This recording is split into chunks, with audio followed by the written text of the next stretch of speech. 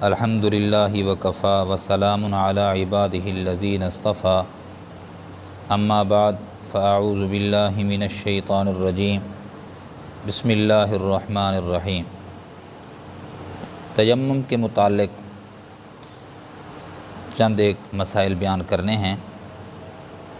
पहली बात तो ये अर्ज़ करनी है कि तयम्मुम कब कर सकता है। तो तयम्मुम जब तक वुज़ू कर सकता है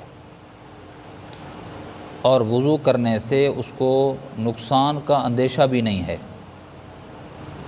तब तक तयम्मुम करना जायज़ नहीं है। हाँ, अगर एक शख्स बीमार है, अगर वुज़ू करता है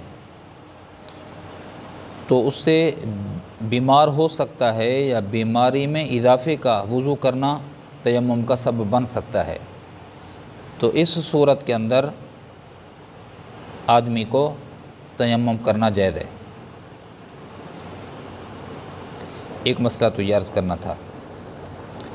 हाँ, यहाँ पर एक और बात भी ये है कि बहुत से लोग गफ़लत करते हैं, महज गफ़लत की वजह से, महज सुस्ती की वजह से, थोड़ी सी ठंड लगने की वजह से तयम्मुम कर लेते हैं।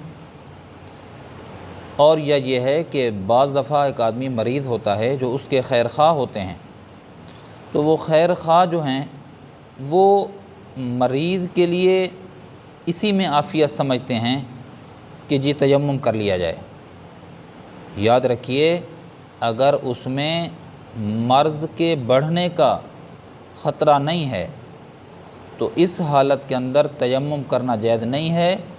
और इससे अगर कोई नमाज वग़ैरह अदा की है तो नमाज नहीं होगी, बल्कि वुज़ू करने के बाद दोबारा ऐसे शख्स को नमाज पढ़नी इस पर लाजिम होगी।